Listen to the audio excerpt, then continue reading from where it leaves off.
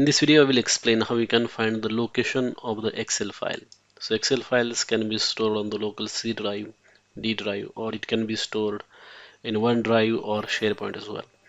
So it is important to know the location, and to find that you have to go to File and then click on Info.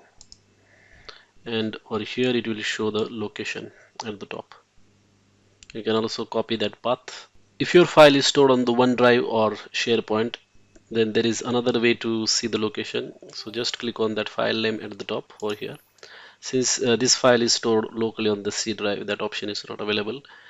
But in case you have Microsoft 365 subscription, then you will see that a little bit drop down right in front of that Excel file name, and then after clicking that, it will show the location where the particular file is saved.